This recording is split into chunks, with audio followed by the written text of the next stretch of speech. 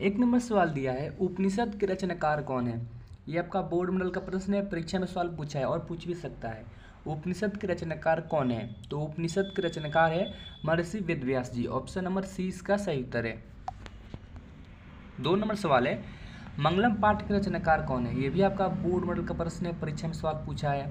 मंगलम पाठ के रचनाकार कौन है, तो मंगलम पाठ के रचनाकार है महर्षि वेदव्यास जी। ऑप्शन नंबर सी इसका सही उत्तर है। 3 नंबर सवाल है, मंगलम पाठ में कितने मंत्र संकलित है। मंगलम पाठ में कुल कितने मंत्र संकलित है, तो मंगलम पाठ में कुल 5 मंत्र संकलित है। ऑप्शन सी इसका सही उत्तर है। 4 नंबर सवाल है, सत्य का मुख किससे ढका हुआ है। ये भी आपका बोर्ड मॉडल का प्रश्न है, परीक्षा में सवाल पूछा है। सत्य का मुख किससे ढका हुआ है, तो सत्य का मुंह हिरण्मय पात्र से ढका हुआ है। ऑप्शन डी इसका करेक्ट आंसर है। 5 नंबर सवाल है, कौमुदी महोत्सव कहाँ मनाया जाता था। ये भी आपका बोर्ड मॉडल का प्रश्न है, परीक्षा में पूछ सकता है। तो कौमुदी जो महोत्सव था वह पाटलिपुत्र में मनाया जाता था। ऑप्शन नंबर सी इसका सही उत्तर है। 6 नंबर सवाल है, पाटलिपुत्र का नामांतर क्या है। पाटलिपुत्र का नामांतर क्या है, यानी पाटलिपुत्र का इनमें से कौन सा सही नाम है, तो कुसुमपुर। एक समय में कुसुमपुर पाटलिपुत्र का नाम हुआ करता था। ऑप्शन डी इसका करेक्ट आंसर है।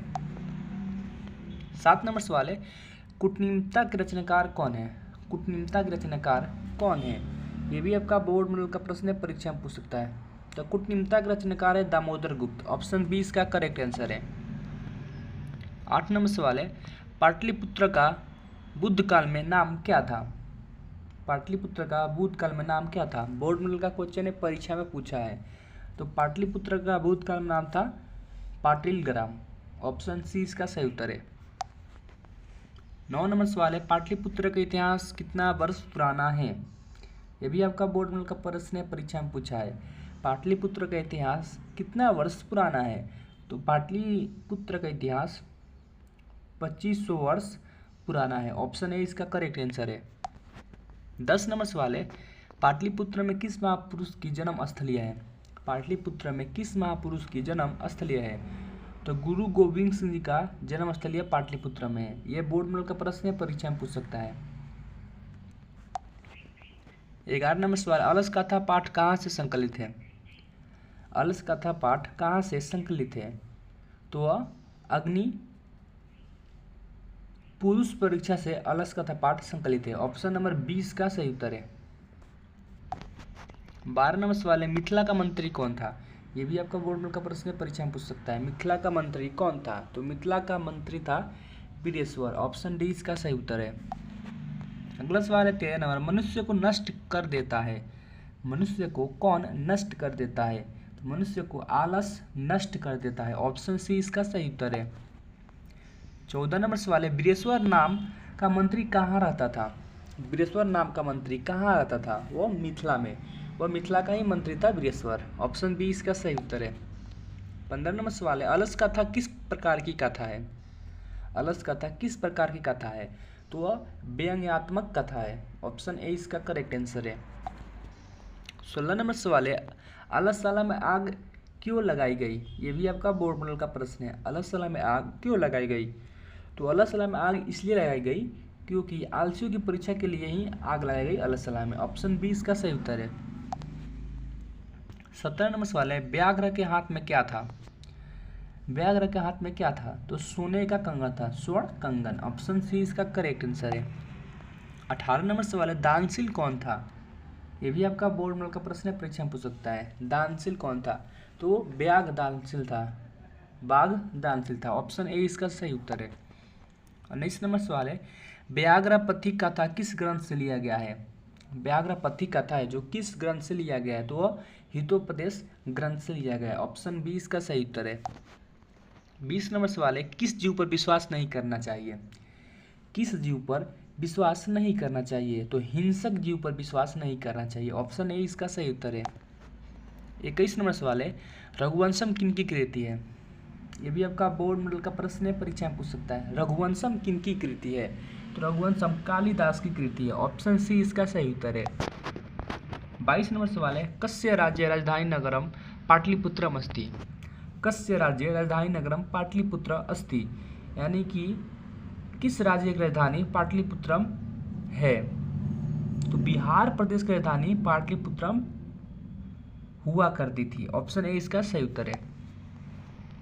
23 नंबर सवाल है, काव्य मीमांसा नामक ग्रंथ क अलिखत। ये भी आपका बोर्ड में का प्रश्न है।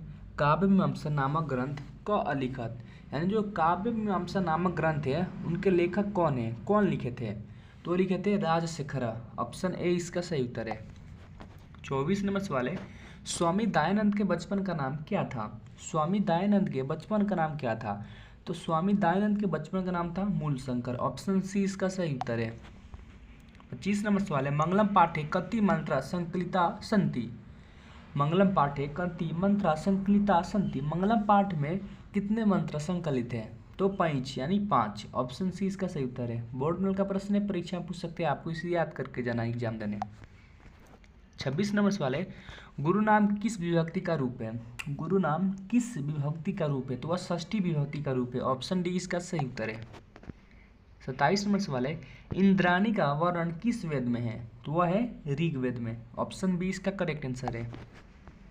28 नंबर सवाल है, के गीतकानी गायंती, यानी कौन गीत गा रहे थे? तो वह देवलोग। ऑप्शन सी इसका सही उत्तर है। 29 नंबर सवाल है, बहुब्रीहि समास का एक उदाहरण कौन है?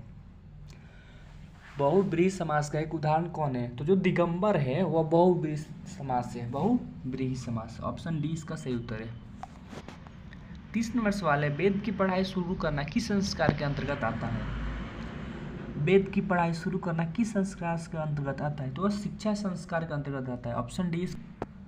31 नंबर सवाल है आपका, नि उपसर्ग से कौन सा शब्द नहीं बनेगा? तो निरकार जो शब्द है वो नहीं बनेगा। ऑप्शन बी इसका सही उत्तर है। 32 नंबर सवाल है आपका, अनुकृति में कौन सा उपसर्ग है? अनुकृति में कौन सा उपसर्ग है? तो अनुकृति में अनुपसर्ग। ऑप्शन बी इसका करेक्ट आंसर है। 33 नंबर सवाल है, दृश्य प्लस अनियर से कौन सा शब्द बनेगा? दृश्य प्लस अनियर से कौन सा शब्द बनेगा? तो वह दर्शनीयम बनेगा। ए इसका करेक्ट आंसर है। 34 नंबर सवाल है, भीखन टोला दृष्टु क आगत। भीखन टोला दृष्टु क आगत, यानी भीखन जो टोला है दूर से कौन आ रहे हैं? तो शिक्षक आ रहे हैं, शिक्षक। ऑप्शन सी इसका सही उत्तर है। 35 नंबर सवाल है, स्वामी दयानंदस्य रचना क अस्ति। स्वामी दयानंदस्य रचना क अस्ति, यानी स्वामी दयानंद की रचना कौन है इनमें से? तो है सत्यार्थ प्रकाश। ऑप्शन ए इसका करेक्ट आंसर है। अगर आप भी चैनल पे पहली बार है, चैनल को सब्सक्राइब जरूर करें, वीडियो को लाइक करें और शेयर करें। चाहे कि दो भी विद्यार्थी बिहार बोर्ड क्लास 10 का एग्जाम 2025 में देने वाले हैं, तो उनके पास ये वीडियो जरूर शेयर करें ताकि उनको एग्जाम में अच्छी तरह से हेल्प हो सके। मिलते हैं एक और नई वीडियो के साथ, तब तक के लिए जय हिंद, वंदे मातरम।